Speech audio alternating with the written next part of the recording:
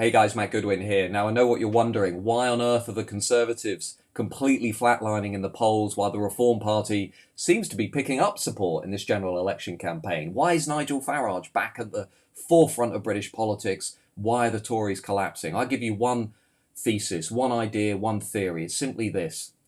The Tories lied to you. Over the last 14 years, what they told you was that they were going to lower overall levels of immigration, they were going to control the borders, and they were going to slow down the pace of demographic and cultural change in the country. But what they did was something else entirely. Just check out this clip.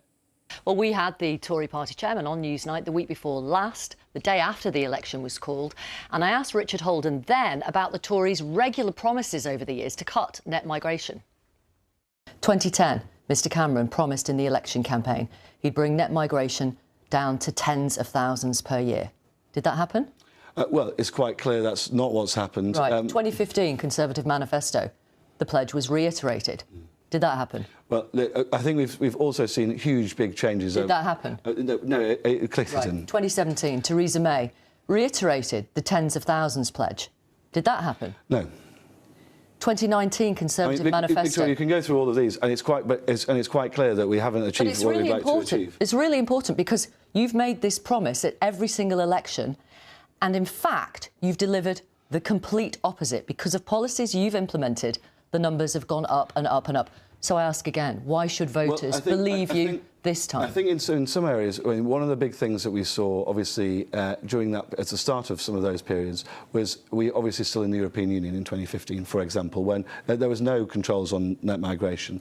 Now, what you saw there was this big Tory lie. At one general election after another, the Tories basically promised voters that they would do one thing, lower immigration, only to do the very opposite. We're going to have an Australian-style, points-based system that will allow us to control who comes in and make sure that we do not have so many people coming in without skills, without jobs to come to. In fact, what they did over the last 14 years is they liberalised the entire system. The Conservative Party liberalised the immigration system, and that was most visible under Boris Johnson.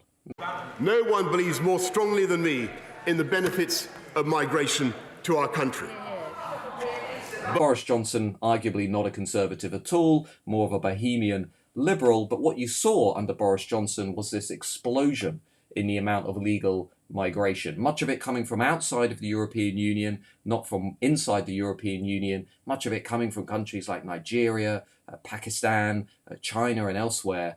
And what that's done is really shaken the British political system and indeed our society. Net migration is now almost 700,000 a year. That's more than twice as high as what it was at the time of the Brexit referendum.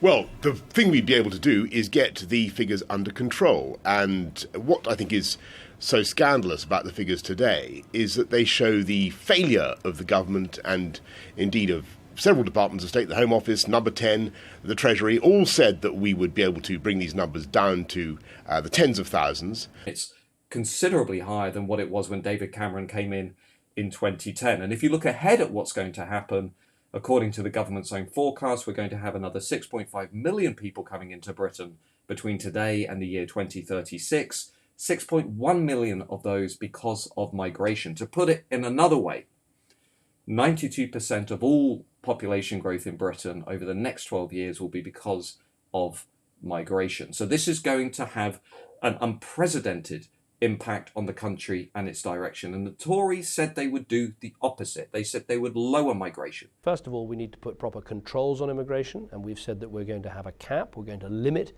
immigration. It's under Labour, it was net immigration was in the hundreds of thousands, and that's where the 3 million figure comes from. We'd like to see that figure come down from hundreds of thousands a year, net migration, to tens of thousands a year. I think that is perfectly possible and achievable. And instead they've put it on steroids. And they said something else too. They said they'd give us high skill immigration. They'd give us a Australian-based point system where only the best and the brightest can come to Britain. And you know what? Turns out that was a lie too. For years, politicians have promised the public an Australian-style points-based system, and today I will actually deliver on those promises. I will ask the Migration Advisory Committee to conduct a review of that system as the first step in a radical rewriting of our immigration system. And I am convinced that we can produce a system that the British public can have confidence in. Because if you look at the 2-3 million people or so who came into Britain over the last few years, only 15% of them, 1/5, came in on a high-skilled worker visa. The rest, international students, the relatives of students, the relatives of workers, asylum seekers, illegal migrants. And so what we have, I would argue, is not a high-skill, low migration policy, but we actually have a low-skill mass migration policy. She's renowned for her uncompromising stance on immigration. But today, Theresa May's tough talk reached new heights. There are people who need our help, and there are people who are abusing our goodwill, and I know whose side I'm on. Announcing an overhaul of the asylum system, the Home Secretary painted a frightening picture for Britain.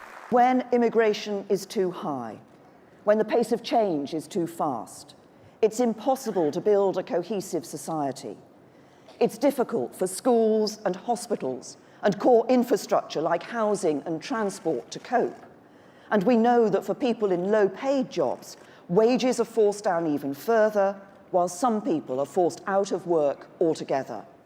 Her proposed solution, returning more asylum seekers once their country has become safe again, using alternative ID to speed up deportation if a failed applicant doesn't have a passport, and a crackdown on asylum seekers who rejected other safe countries that they travelled through to reach here. And that's why everybody's so fed up. That's why Nigel Farage is doing so well in the polls. The top two issues for those reform voters: stopping the boats, lowering legal migration. And it's also why so many voters have just simply given up on politics altogether, because they no longer trust the mainstream parties. In fact, they don't trust anybody to deliver on this issue. Why would they? They've been lied to for 14 years. They've been misled, not just by governments, but also by the civil servants who have consistently got the estimates on immigration and population change wrong.